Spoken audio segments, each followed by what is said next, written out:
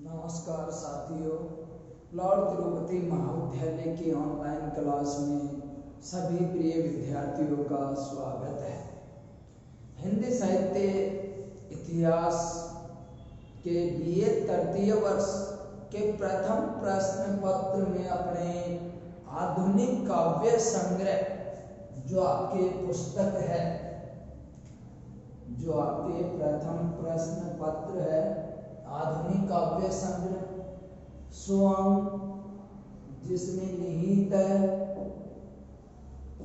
इस प्रश्न पत्र के बारे में अपन ने पिछली कक्षा में अध्ययन किया था। इसमें अपन ने जो पद्यांश व्याख्या उनमें अध्याय 1 अयोध्या सिंह उपाध्याय जो उपनाम जिनका हरियोध है,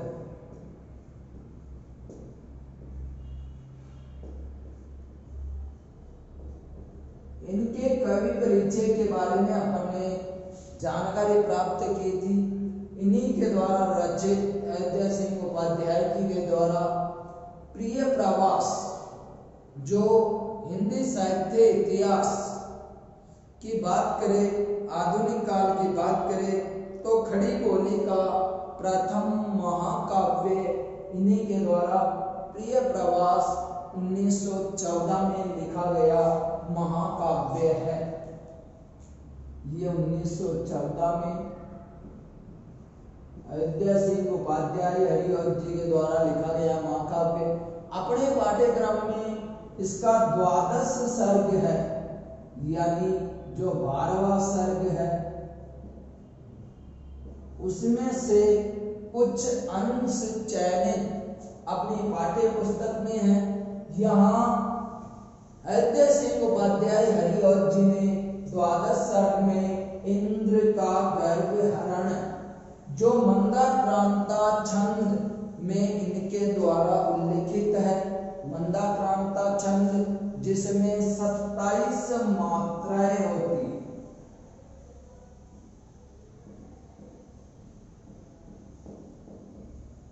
यानी अलग अलग छंदों की बात करें अपन, विविध प्रकार के छंदों का प्रयोग किया जाता है। तो मंदाक्रांता छंद जिसमें 27 मात्राएं हैं। और आज अपन अध्याय 1 की कवि परिचय के बाद व्याख्या प्रारंभ करते हैं। देखिए अध्याय 1 आपके आधुनिक काव्य संग्रह जो पुस्तक है, इंद्र का गर्भ हरण 12 सर्ग मंदाक्रांता छंद। यहाँ अयोध्या सिंह उपाध्याय हरियोध जी ने इंद्र का गर्भ हरण यानी उस समय का वृत्तांत लिखा है जब गोकुल ब्रज के वासी इंद्र की पूजा पहले करते थे, किंतु श्री कृष्ण ने गौव्रती के लिए गोपालन के कारण श्री कृष्ण को गोपाल भी कहते थे। तो उन्होंने गोवर्धन पर्वत की पूजा प्रारंभ करवा दी। कौन से पर्वत की? गोवर्धन, यानी गोवर्धन पर्वत की पूजा प्रारंभ करवाने पे इंद्र कुपित हो जाता है और किस प्रकार जो उनकी पूरी नगरी थी वो जलमग्न हो जाती है और किस प्रकार भगवान श्री कृष्ण गोवर्धन पर्वत को उठा के गांव वालों की रक्षा करते हैं। यानी उस समय का वृत्तांत है जब ग्वाल बालों के संग श्री कृष्ण रहते थे। प्रिय प्रवास में श्री कृष्ण वहां से बाहर मथुरा चले गए थे।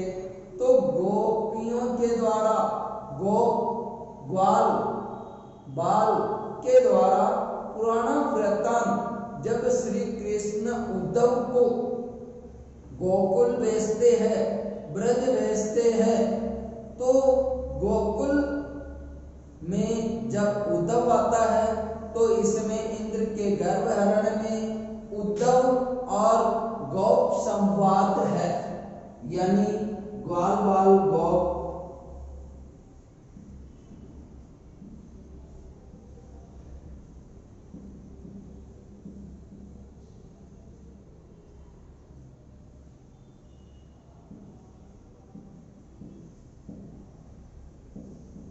यानी किस प्रकार ये अपनी पुरानी यादों को उद्धव के सामने अभिव्यक्त करते हैं, उसका वृत्तांत यहाँ हरिऔध जी ने प्रस्तुत किया है। देखिए, उद्धव को ये सदुख जब थे गोप बातें सुनाते। गोप का अर्थ यहाँ ग्वाल बाल, पुल्लिंग स्त्रीलिंग का प्रयोग यहाँ है, गोपियां स्त्रीलिंग, और जो गोप यानी ग्वाल बाल होते थे उन्हें इसमें गोप शब्द का प्रयोग किया गया है। अबीरों का एक दल वहां उसी काल आया, यानी आभीरों से तात्पर्य यहाँ जो वहां पे रहने वाली जाति थी यादव गौ। आभीरों का अर्थ यादव गौ।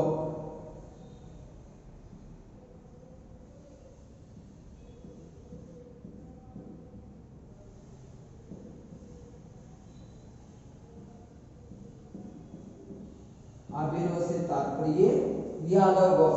आभीरों का यक मन एक, दल नया बा उसी काल आया, नाना बातें बिलक उसने भी कही खिन्न हो। यानी नाना का अर्थ विविध प्रकार की, नाना का अर्थ विविध, विलक का अर्थ रो रो कर,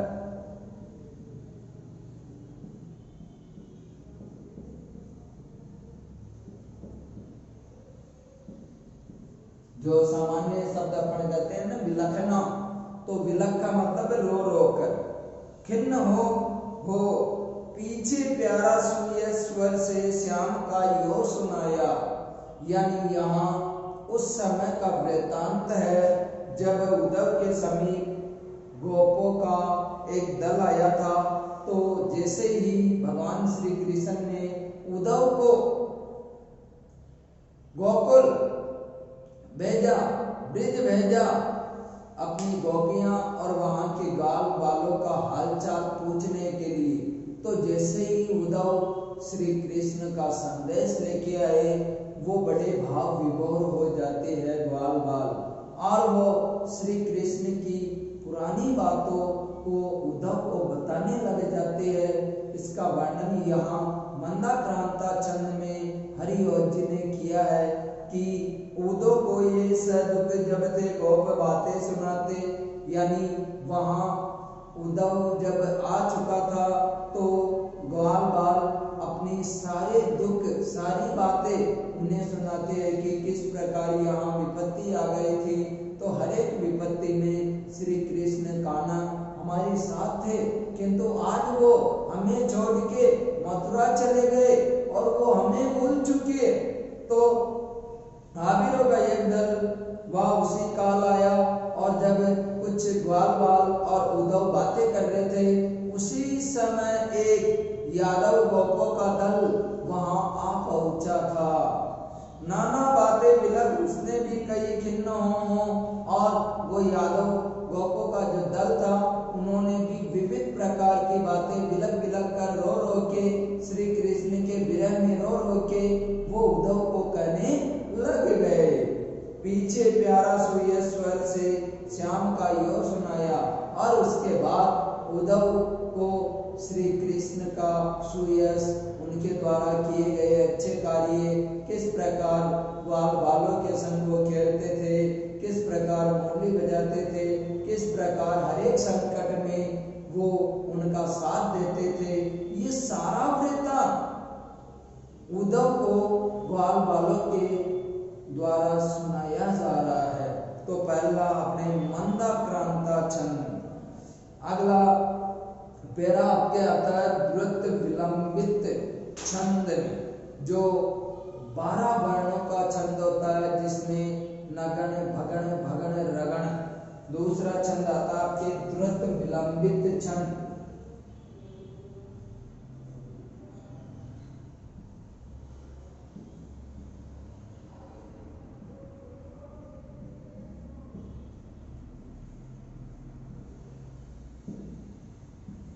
यानी पहला मंदाक्रांता छंद का प्रयोग,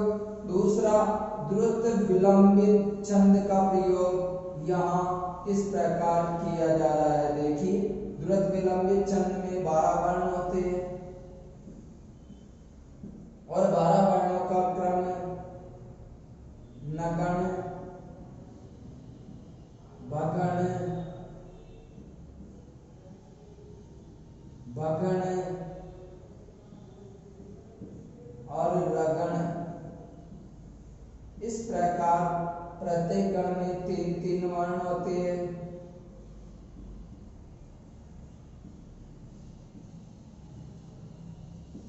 और इस प्रकार द्रुत विलंबित छंद में कुल 12 वर्ण होते हैं। यह माता राजमानस सर्गा छंद के द्वारा अपन इन गणों को जान सकते हैं। देखिए, इस प्रकार श्री कृष्ण के द्वारा किए गए पुराने कार्यों का यानी गुजरी हुई बातों का वर्णन ग्वाल बालों के द्वारा कहा जा रहा है। यानी श्री कृष्ण का सुयश यूं सुनाते, इस प्रकार वो श्री कृष्ण की पुरानी बातों का सारा वर्णन उद्धव को सुनाते हैं। सरस सुंदर सावन मास था, घन रहे नभ में फिर घूमते, विलसती बहुधा जिसमें रही, छवि बती उड़की बक मालिका। यानी जो पुराने समय में जब गोवर्धन पर्वत उठाने के पहले की स्थिति दशा थी, उसका वर्णन ग्वाल बालों के द्वारा किया जा रहा है कि सरस सुंदर सावन मास था। यानी सरस का मतलब रस भरा, यानी सावन के महीने में वर्षा ऋतु का समय था। घन रहे नभ में गिर घूमते, घन का अर्थ होता बादल,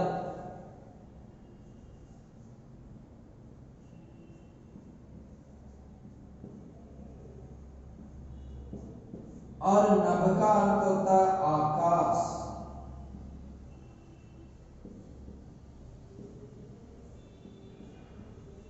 नभ का अर्थ है आकाश, यानी घन रहे नभ में गिर घूमते, और बहुत ही सुहावना मौसम था, बड़ा सरस मौसम था, सावन का महीना था और आकाश में बादल छाए हुए थे। विलसती बहुधा जिसमें रही, यानी विलसती का मतलब चारों तरफ हरियाली थी, बहुधा जिनमें रही, यानी वो बादल जो आकाश में छाए हुए थे कहीं कहीं वर्षा भी कर देते थे और चारों तरफ बहुत ही सुहावना मौसम, ये धरती बहुत ही सुंदर लग रही थी। छवि बत्ती उमड़ती बक मलिका, और ऐसे सुंदर मनोहर वातावरण में आकाश में जो बगुलों की पंक्तियां है, आकाश में जो सफेद सफेद पक्षी है, वो किस प्रकार कतारबद्ध आकाश में उड़ रहे थे। यानी प्राकृतिक छटा, प्राकृतिक सौंदर्य का वर्णन ग्वाल बालों के द्वारा उद्धव को कहा जा रहा है। यानी इस दूसरे पेरे में अपन देख सकते हैं कि ग्वाल बाल उस समय की प्राकृतिक छटा का वर्णन करते हुए कह रहे हैं कि सुंदर सावन का महीना था, आकाश में बादल छाए हुए थे और चारों तरफ बादल घूम रहे थे। वसुधा जो धरती थी बहुत ही सुंदर रमणीय लग रही थी और आकाश में जो पक्षियों की कतारें थी वो उड़ रही थी और ऐसा जो सुहावना मौसम था बहुत ही मनोहर था, हृदय को जीत लेने वाला मौसम था। आइए तीसरे पैरे में देखिए, गहरता गिरी सानु समीप था, बरसता छिति सु नव बारी था, घन कभी रवि अंतिम अंशुले, गगन में रस्ता बहु चित्र था। यानी आगे देखिए, गहरता गिरी, गिरी का अर्थ होता है पर्वत, सानु, सानु का अर्थ होता है तल यानी समतल भूमि, समीप यानी बादल जो गहरा रहे थे मानो वो कभी पर्वतों पे और कभी ऐसा लग रहा है कि समतल भूमि पे भी बादल आ चुके हैं। काली काली घटाएं छाई हुई थी। बरसता सिद्धि छू नभ वारी था, और सिद्धि का अर्थ पृथ्वी।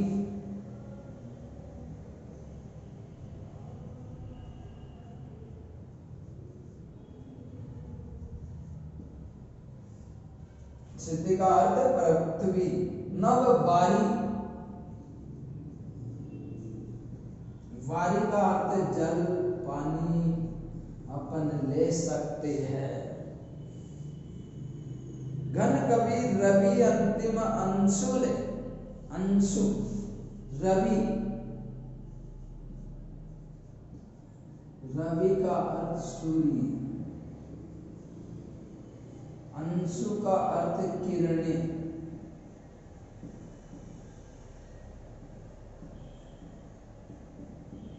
तभी तो सूर्य को अपन अंशुमाली भी कहते हैं।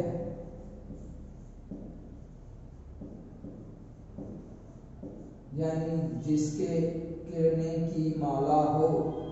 अंशुमाली किसका पर्याय है भाई? सूर्य का पर्याय है।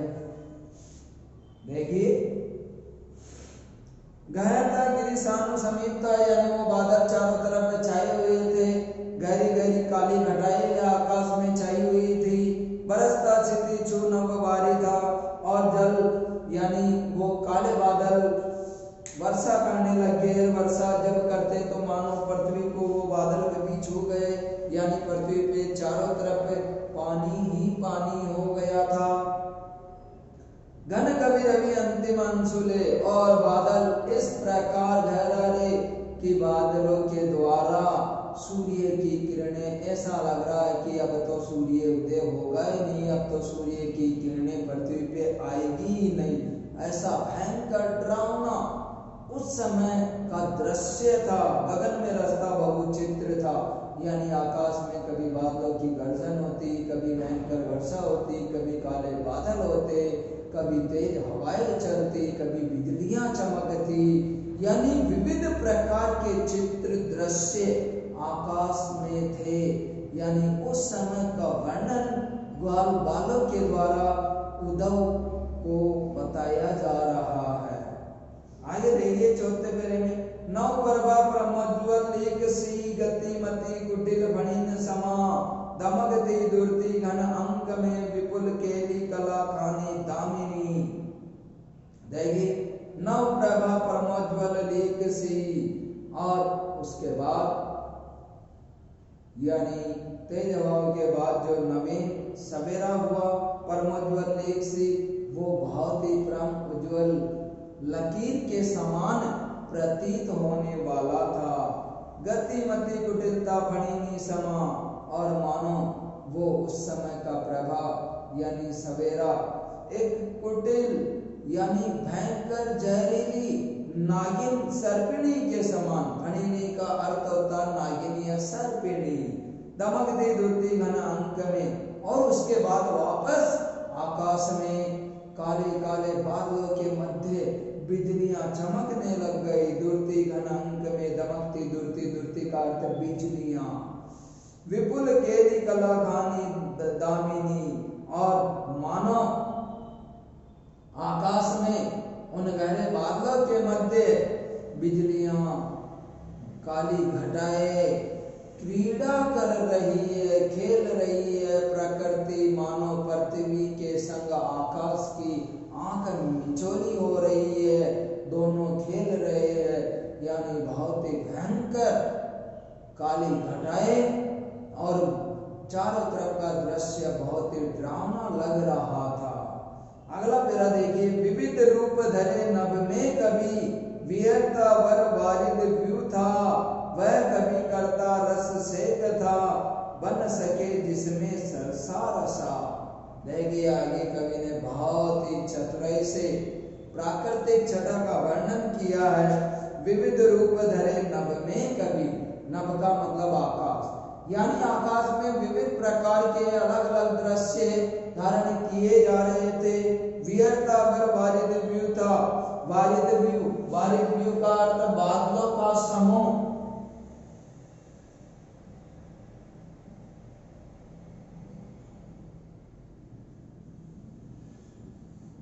व्यू का अर्थ बादलों का समूह है।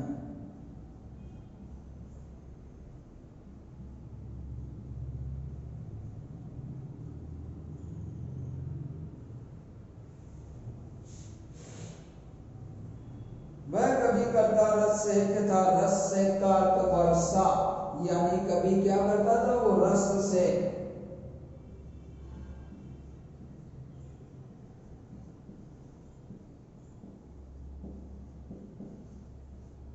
रस सेक से तात्पर्य वर्षा। बन सके जिससे सरसा रस, यानी भीगी हुई धरती या जलमग्न। अब देखिए यहाँ पे क्या कहा जा रहा है कि विविध रूप धरे नभ में कभी, यानी वो काली घटाएं काले बादलों से आकाश में विविध प्रकार के दृश्य दिखाई देने लग रहे थे। वीरता वर वारिद व्यू था, यानी चारों तरफ बादल काले काले बादल गहरा रहे थे, यानी चारों तरफ काली घटाएं छाई हुई थी। वह कभी करता रस सेक था, यानी वो रस सेक, यानी वो वर्षा बार बार वर्षा कर देता था, यानी बार बार धरती को जलमग्न कर देता था। बन सके जिससे सरसा रसा, यानी धरती पे चारों तरफ पानी ही पानी हो गया था। तो आज अपन ने इंद्र का गर्वरण, प्रिय प्रवास, एक तो मंदाक्रांता छंद का प्रयोग किया। अपन ने पहला फेरा मंदाक्रांता छंद में था, और जो अपने बाकी फेरे हैं ये सारे के सारे द्रुत विलंबित छंद में है, जिसमें 12 वर्ण होते हैं, नभ भर के क्रम में होता है।